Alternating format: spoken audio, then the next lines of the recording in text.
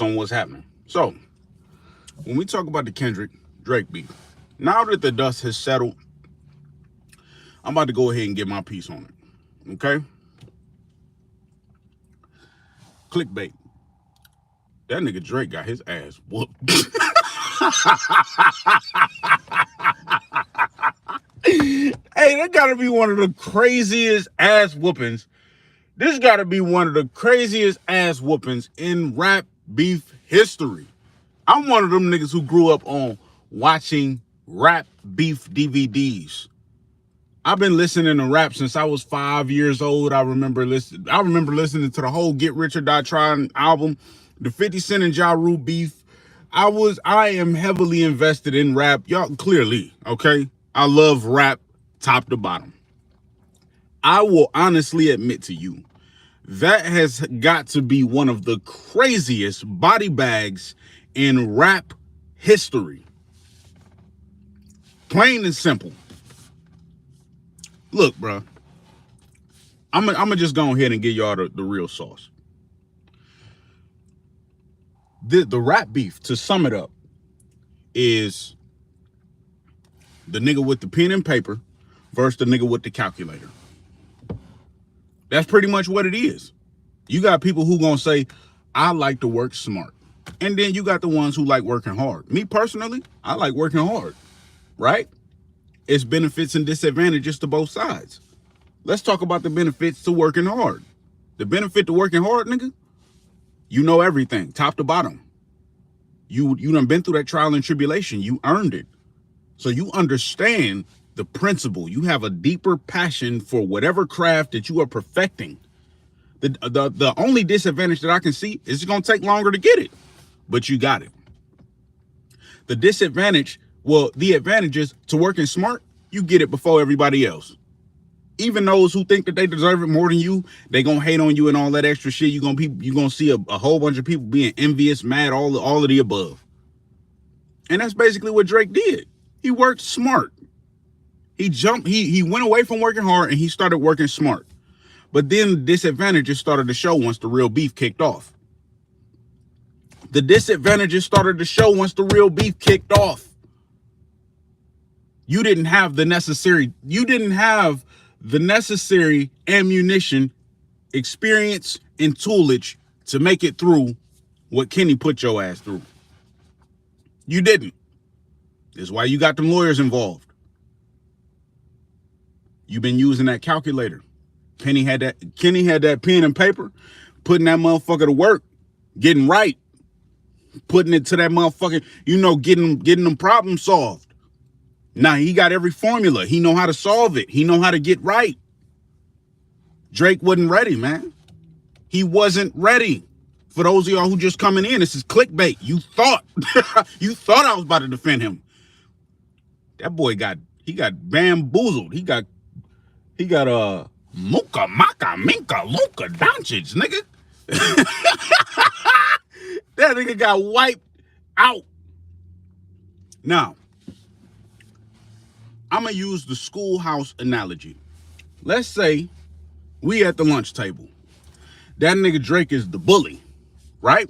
And it's funny, that nigga Kenny say, fake bully, I hate bullies. X, Y, and Z. He said that on, what is it, 616 in L.A.?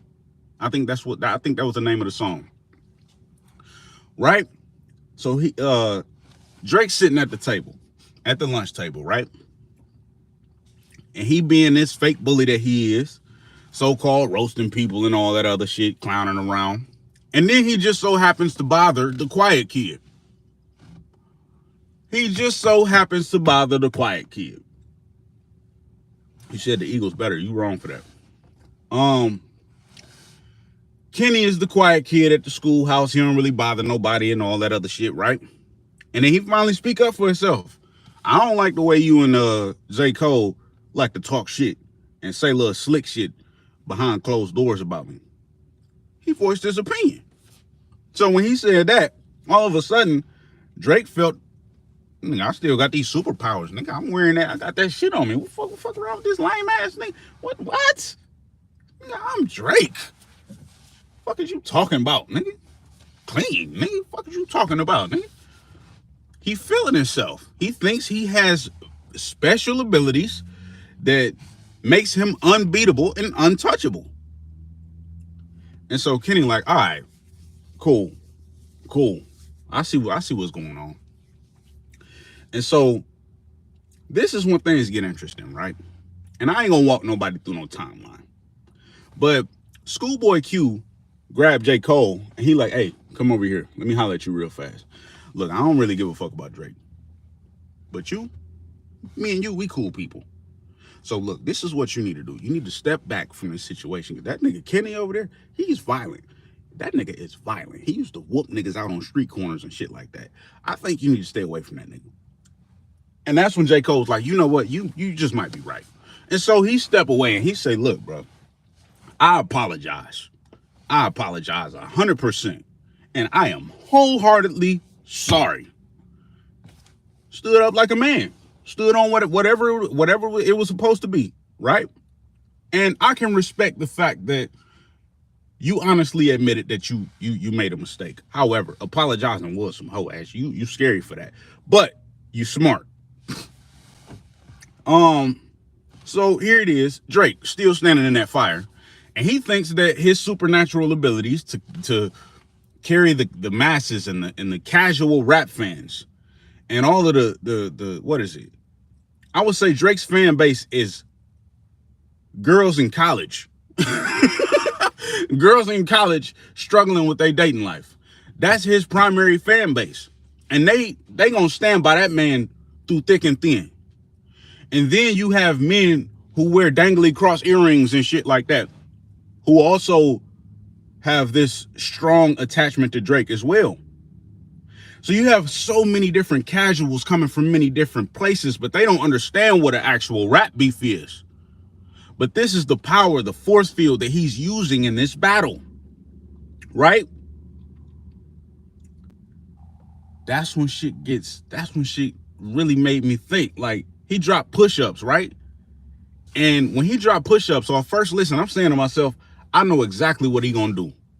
He don't want no one-on-one fade, because when J. Cole stepped back, he like, ooh, shit, wait a minute. I don't want no one-on-one fade with that nigga. This is what I'm gonna do. This is what bullies do, fake bullies do, when somebody finally let them know that they not scared of them. That nigga Kenny put so much fear in his heart. Drake started to occupy himself with lesser competition. Y'all gotta hear me out. Drake started to occupy himself with lesser competition. When a nigga say, I'll smack the shit out your bitch ass, and the bully go, nigga, no you won't. And you got niggas at the lunch table like, whoa. That nigga say he gonna smack the shit out of you. And the bully know good and damn well he a hoe. He know he is not about to stand up to that nigga. That nigga say, hell no. This what I'm about to do. I'm about to tell that nigga Metro, I know your bitch ass ain't talking Metro. I know, be quiet, nigga. And then he go yell at Rick Ross. Then he go yell at The Weeknd. Then he say some little slick shit about Kenny. Then he go back to yelling at them niggas. You know exactly what you was doing, Aubrey. You was scared of that one-on-one fade. You was scared of that one-on-one fade. Then you try to say it's a 20v1. No, nigga, you the one who got the yelling at them. They just, oh shit. That nigga, that nigga ready to knock your ass. He gonna knock you out, nigga. You better stand up for yourself. And you just steady hollering at them, talking to them, and saying little slick shit. And then when it's finally time to catch that fade, I want to say you dropped what he dropped? Damn, Family Matters. Yeah, Family Matters. You dropped Family Matters. All of Drake's diss songs throughout the beef was ass. None of them songs aged good. That push-up shit, you was rapping on a city girl beat. That's a girl beat. I can't stand when men rap on girl beats. That is awful. Family Matters. You had 3 transitions on there. All ass. The NY drill beat, garbage. The beat that it started with, that was garbage. That was another girl beat. You rap on girl beats. What are we doing? And then you drop The Heart Part 6, right? The Heart Part 6 is a song where you're 100% defending yourself. You're not attacking your competition. The reason you're not attacking your competition is because you're spending time trying to recover from the damage that's already been done. This is how bad this nigga got murdered in this beef, man. I've never seen a rap beef this one-sided ever. Like, we could argue 50 whoop Ja Rule. We could argue I mean, shit, we could take it all the way back to when Ice Cube dropped No Vaseline on, NWA and them. That was a slaughter, too. That was a badass motherfucking diss track. But it's like, this is a very one-sided beef. That man wiped the floor. Kenny beat the brakes off that nigga. Now, this is the thing. If I was beefing with Kendrick Lamar, I'ma just strictly go at him. I'm not getting nobody else involved. Why would I get somebody else involved? Because if I stand in that paint and just exchange blows with him, I'm going to come out there with a standing ovation, knowing how dangerous he is as an artist. Let's pinpoint something about Kendrick. That nigga was really a battle rapper. A battle rapper from Compton. And when that nigga tell you, when he tell the quote unquote, and this is what Rick Ross and a couple other people like to say, oh, that's a white boy. That's what they said about Drake. Drake was the white boy begging to fit in with the niggas. After a while, he got tired of his white friends, abandoned them, stopped doing Degrassi episodes. He left the drama club shit and then went over there and had the Atlanta orgy. We know what the fuck happened. You had the Atlanta orgy. Right? So your origins don't start in black culture. You had blackface. You did blackface, man. And you survived it. That's what shows that your superpower is crazy, man. You gotta have crazy superpowers to escape blackface. You did blackface and black people overlooked it, ignored it, bypassed it, act like that shit never happened. You can pull that blackface picture up right now. You can pull that up right now. Niggas gonna keep scrolling and going on about their business. What they also gonna do is they gonna keep scrolling once you post a picture of him kissing that teenager on stage. Everybody just keeps scrolling every time they see that. This is wild. This is wild. They saying they ain't got no proof. They ain't got no proof of him being a sicko. He a fan, he a fan, he a fan. He a fan, he a fan, he a freaky ass nigga. He a 69 guy. Freaky ass nigga. And then the nigga want to get the courts involved. You on film kissing a teenager. You on film. Hey, look, I ain't no Kendrick stan, but this is just me looking at the fine print. I'm looking at the fine print, bro. This rap beef is a clean sweep. Look, bro, and it's not even necessarily about having a proof, but I feel like most of the shit that Kenny was saying was true. Most of the shit that Kenny was saying was true. Flat out. And, okay, how you gonna ask for the fade and then say that it's burnt out? You gonna ask for the fade, then say that it's burnt out. Hurry up, drop. Kenny, let me talk about the song Taylor made real quick, because I forgot that even dropped. That song was so awful. I'm 29 years old, right? Enter the what is it? The Kevin Hart meme? Damn. You know how people joke around and shit like that. I'm 29 years old. Back when I was in middle school, we used to do our work in class, right? The last 10 minutes of class, the teacher would be like, all right, y'all can get on the computers and do whatever y'all want. We'll get on YouTube and we will look at parody rap or some shit like that. Tailor Made is the type of song that you look up when you got the last 10 minutes left of class to just do absolutely nothing and bullshit. That's the type of song that Tailor Made is when you are back in middle school and you and your friends is laughing at childish shit on the internet. That song can't even be taken serious. And the shit got wiped off everything. When you search Tailor Made on YouTube, I just searched it. You search Taylor Made on YouTube, that shit is popped up on a screen recording on Instagram. One of the worst songs in battle rap history. One of the worst songs in all of rap beef.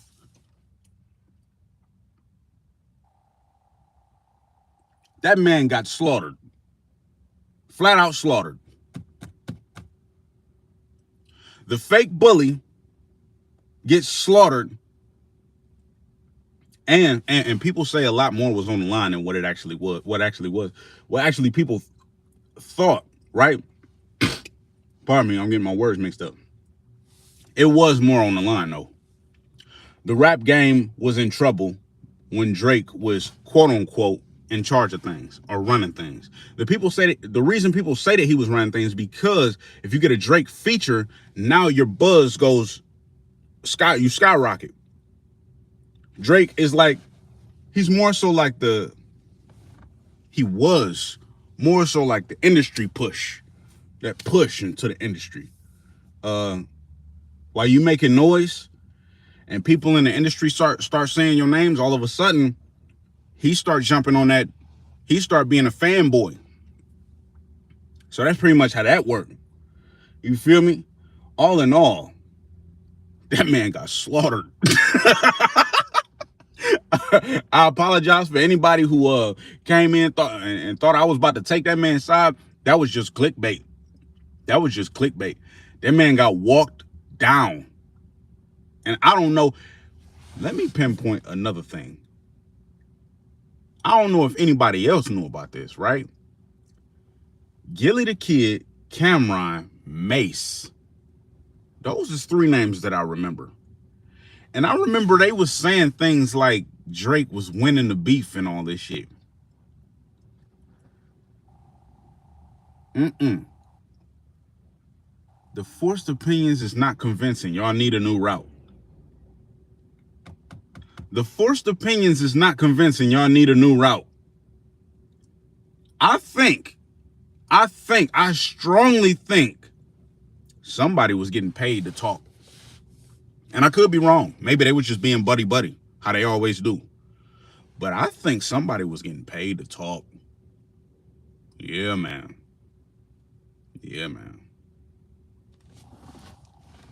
Rebecca, Chief's Kingdom. That's all I'm going to say. But, yeah, man. I read something about Drake being a portrayal of larger issues in the rap industry, such as pedophiles and much, much more. That was pretty insightful. I mean, look, man, the pedophile allegations, we're not about to say that there's no proof and all that. But, I mean, it's clear as day. It's a whole video floating around and people like to ignore it and act like it never existed. One thing, I scroll sometimes on X, Twitter, however people want to spin it, right? But what I notice on there is you run into Drake fans, you run into Kendrick fans, and you got stands on both sides. STANS, stands. And those are, fanatics. Let's not say fanatics. We're going to say these people really are passionate about these artists, right? The Kendrick stands, quote unquote, are very passionate about the art. So that's why I can respect their approach. When it comes to Drake fans, these are casuals, bro, and they don't even understand what rap is. They don't even understand what a punchline is. If you don't even understand what a punchline is, I don't even want you even talking about rap with me. That's for one. 2, they're not defending his raps. They've never defended Drake's raps. They've always defended Drake. What about the raps? When we talk a battle, it's not an R&B battle. It's not a music battle. It's a rap battle. Attack your competition. Attack him. Go get him. He right there. Flat out. Go get him. Drake didn't want that one-on-one fade because lyrically, a lot of things are very questionable. Very questionable. And yes, you have to question whether or not is Drake writing his own material. You have to question that. You really don't know if that man is writing his material. Because, and I will only say this once, have you ever seen Drake perform a live freestyle on Sway in the Morning, Funk Flex? You never seen him on there. And I seen him try to freestyle one time, but he was reading his shit off the phone. We talking being a real lyrical juggernaut. A real lyrical juggernaut. He's not there. He is not there.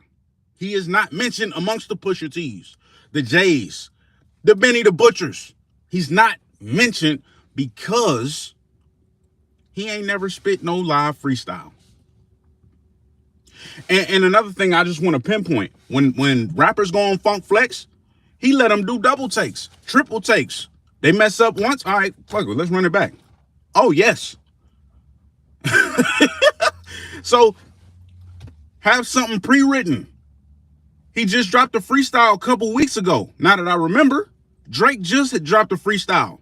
He was reading off of a phone. He was reading the rhymes off of a phone. So is he coming up with his material? Is somebody else writing it? This ain't a 20v1, it's a 1v20 if I gotta smack niggas that write with you. Is he writing his material? Let me know. Because I'm trying to figure out what's going on, man. It don't seem like Kenny just the type to just make shit up. Well, you know what I'm saying? Like, I listened to the whole GNX. I think that's a 10 out of 10 album, man. Shout out Dodger Blue. I need that acoustic version of Reincarnated. That man wrote a song where a conversation was taking place between Satan and God. Rewrote the devil's story just to bring our power back. That man is a real creative, innovative, artsy, weird genius, man. I know he writing his own material because I seen him on Funk Flex doing his thing. I've seen him on Sway in the Morning doing his thing, not looking at a phone.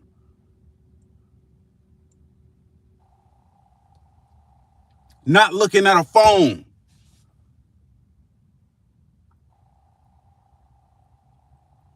Where are the live freestyles? Where are they? Where are the live freestyles?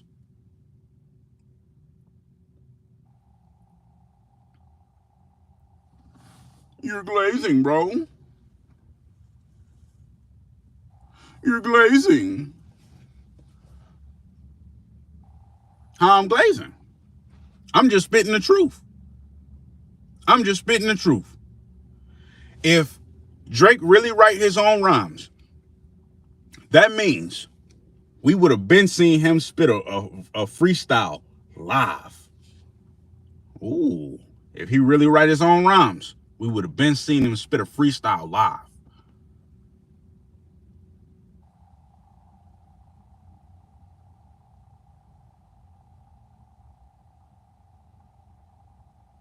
He say people hate Drake more than they love Kendrick, and that's where the problem starts, to be honest. Zip up your pants. All right, so he say people hate, let me recite this. People hate Drake more than they love Kendrick, and that's where the problem starts, to be honest. I'm not about to say that I have any type of personal thoughts or feelings about Drake, because I don't even know. I don't develop thoughts and feelings about people that I don't know. But as far as his approach to rap, I had originally said, you know, this is the guy with the pen and paper versus the guy with the calculator. The calculator is the more easier, simpler way to accomplish things. The pen and the paper is the harder way, but it's more rewarding. The pen and the paper is the more harder way, but it's more rewarding. When the guy with the calculator and the guy with the pen and paper have to both take a test, and they say no calculator, who gonna do better? Who gonna do better?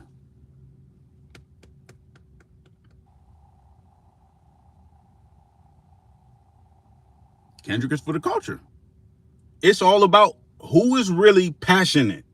Who is really passionate about rap at the end of the day. That's what a rap battle boils down to. See, you know what motherfucker really got put in that pressure cooker. When people come out the woodworks, all right, well, he won the battle, but still,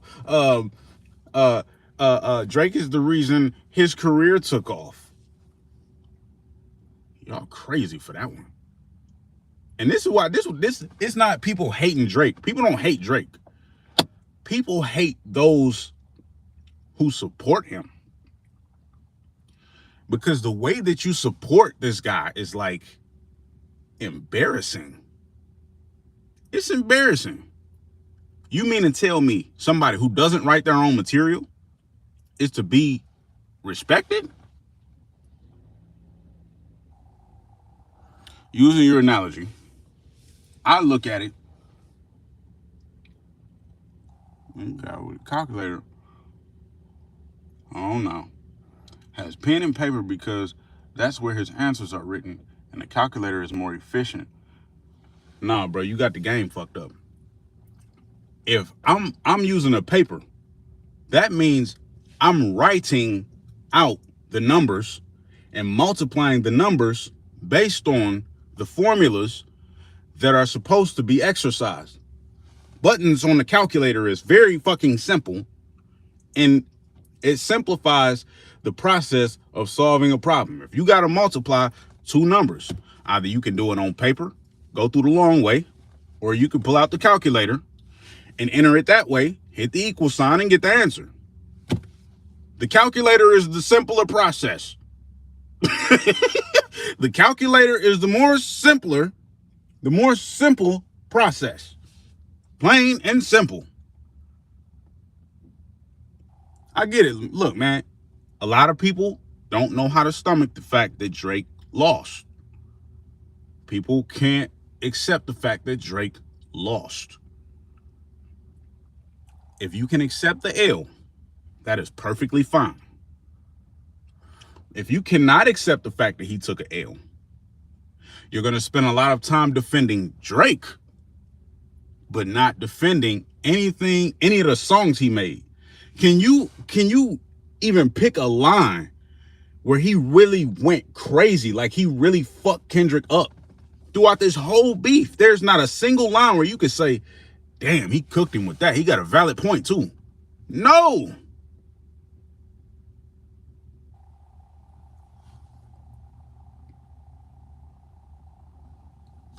Brian, it seemed like you got your mind made up as far as like you defending Drake. And can you find a line where Drake really went crazy in that beef?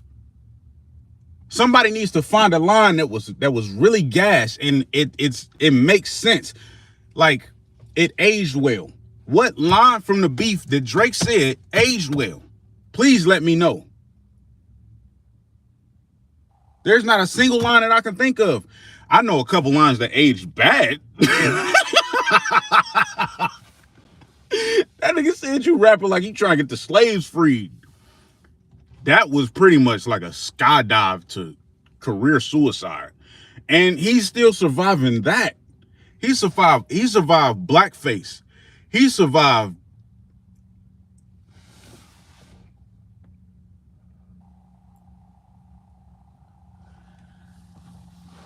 this man said the size 7. He called that man foot small.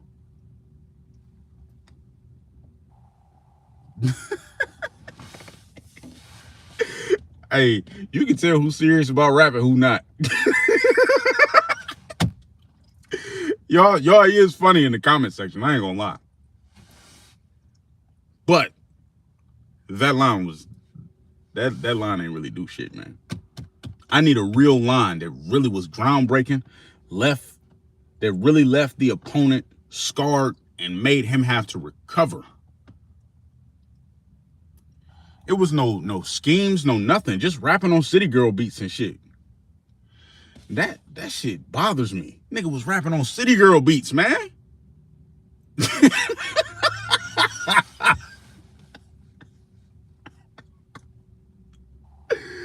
Man, what? Say, you said Drake definitely lost, but it wasn't on no soft shit. Drake lost clear. And based on what you consider soft, might be subjective. Drake lost. And afterwards, he got the courts involved. I would have just took a L and went back to singing and shit.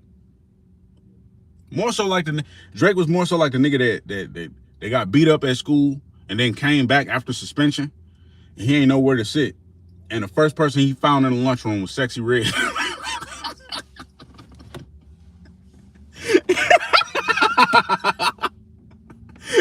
He walked into the lunchroom and Sexy Red was sitting at the table with her girls and shit.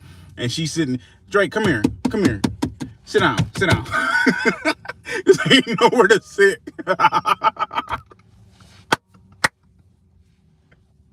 I'm gonna tell you why a lot of his so-called rap friends was quiet. Because his rap friends, right?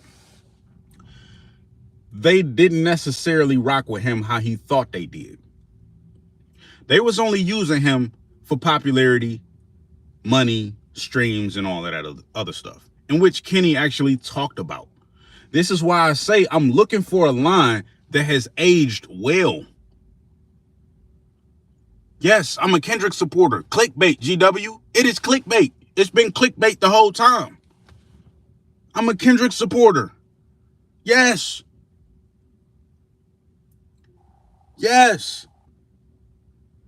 This was a clean sweep. Talking about Drake ain't lose. Look, bro. I'm picking out who said the better lines, who rapped better, who made the better songs. It is what it is.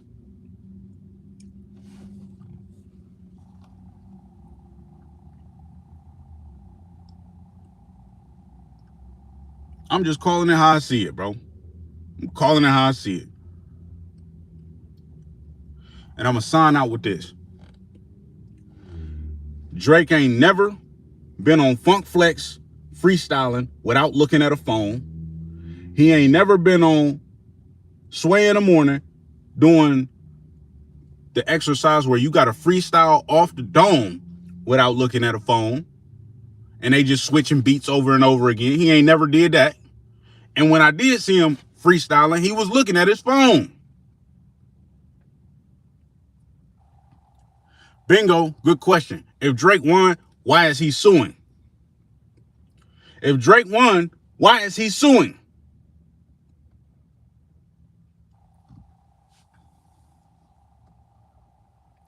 Yeah, man, I'm signing out. That's the elite question. Why you ain't never had no live freestyles? Why you ain't never had no live freestyles? And why is you suing? He say freestyle just to... Oh, yeah, because I do got some rap content on my shit, but I ain't never freestyle. Damn. He put me on the spot.